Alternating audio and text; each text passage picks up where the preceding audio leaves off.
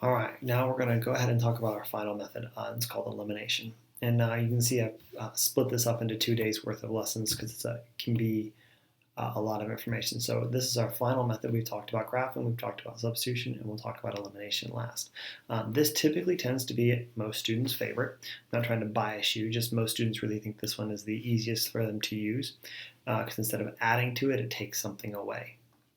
So our goal is that you'll be able to solve the equation by using elimination, where one variable is equal and opposite. And we'll talk about that, what I mean by that as we go. So the elimination method is a method in which you solve a system of equations by adding or subtracting to eliminate a variable.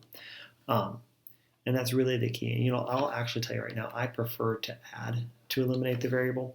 To me, that's the easiest way to do it, but I'll show you both ways so you can understand how to use it.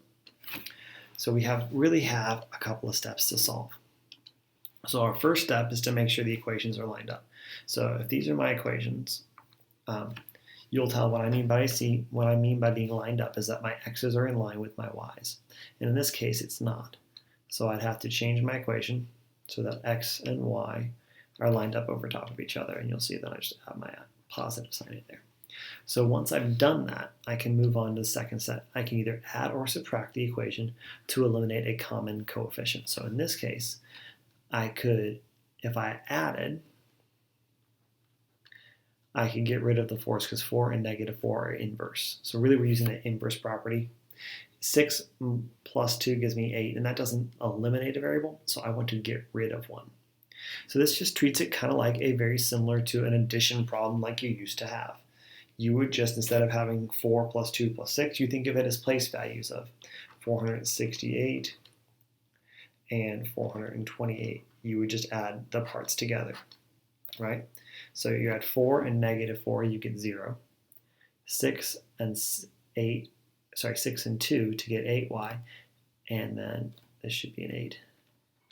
Okay, and then we add, oh, that was 4 to start with, my bad.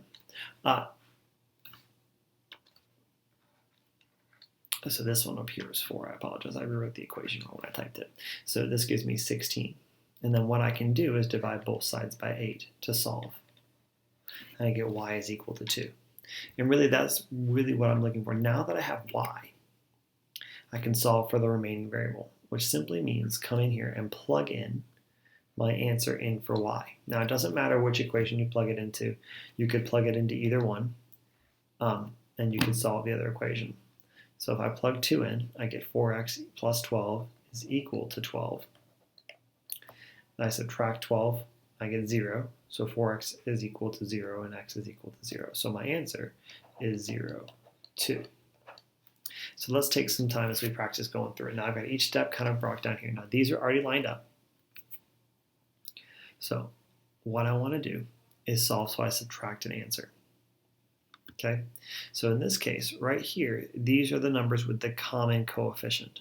And that's what this part I'm looking for right there is the common coefficient. It means they both have a positive 1. So if I add 1 plus 1, I get 2, and I don't want to do that. I want to subtract this time. But what you're really doing is you're distributing that negative sign to every single piece in that equation. So what I would do is 1 minus 1 is 0.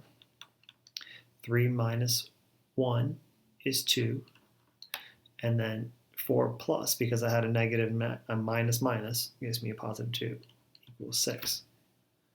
Subtract 6 to get it on both sides. So we have negative 6x equals 2x. Divide everything by 2.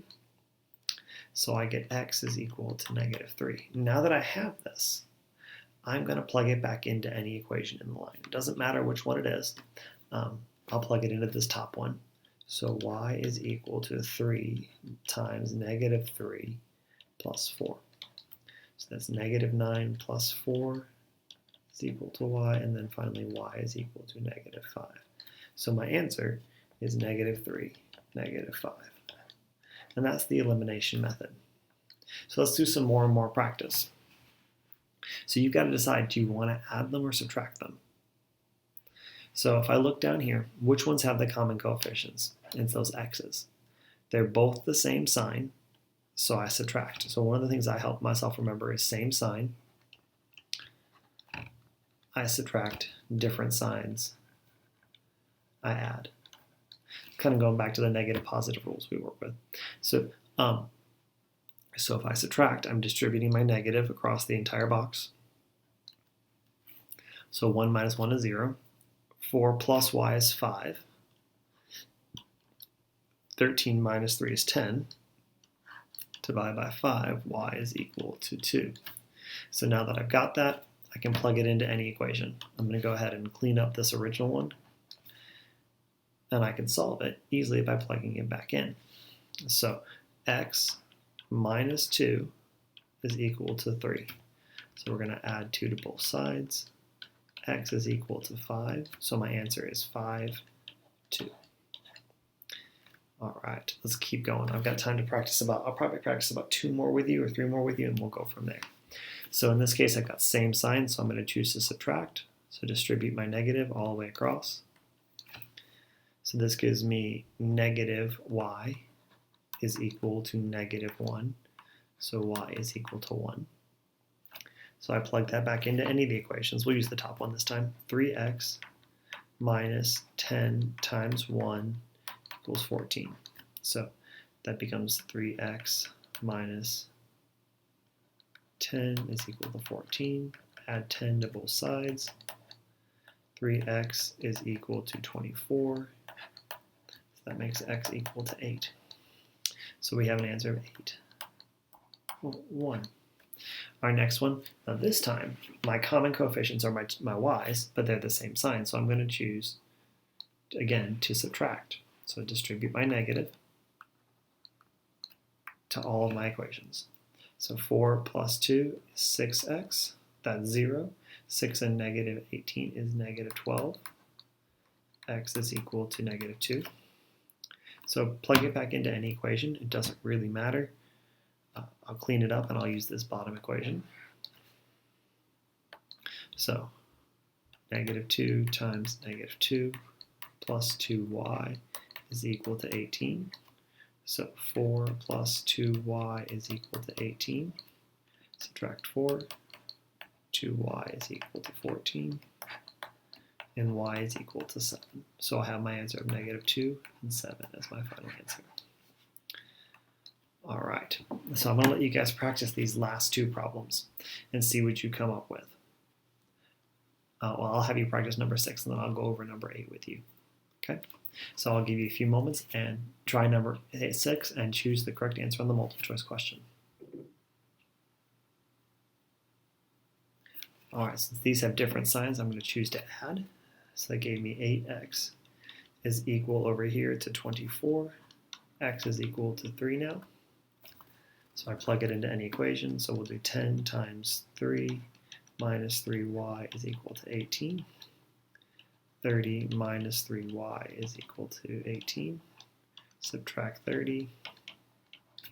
Negative 3y is equal to negative 12. Divide by negative 3. And y is equal to 4. So I have 3, 4 is my answer. Good job on that one. All right, now, the thing that's different on this one is that I finally have to do step 1. I've got to make sure my equations line up. So the best way to do that is to move the y back here and put it back in standard form. So to do that, I'd subtract 3y from both sides. So I'd end up with x minus 3y is equal to 11. So I have the same signs, so I'm going to choose to subtract. So negative, positive, negative. So 2 minus x is x. That's 0. 16 minus 11 is equal to 5. So there's x right there.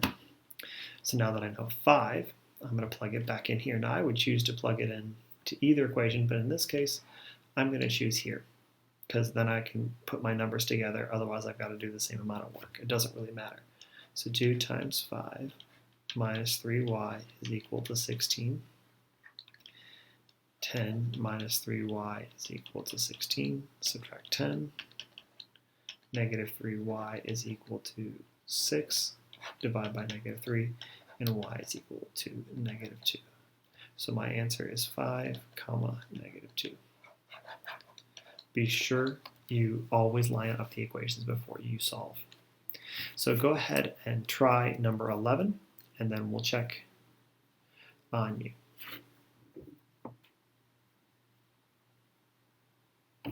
All right, so I hope you went ahead and changed your equation. So you subtracted 2x from both sides. So your new equation would be 2x plus y equals negative 10 is equal to negative 2x minus y minus 10. Or I'm sorry, I wrote the wrong equation, sorry. It's positive 10. So in this case, when we add them, these are different signs, we end up with 0 is equal to 0. If 0 is equal to 0, doesn't matter what the answer is, it's automatic. Over here, this last one, we would subtract both of them. And we'd end up over here as 0 is equal to positive 3, and that's not possible, so that's our no solution case. Now you've had a chance to take a look at solving with elimination, day 1.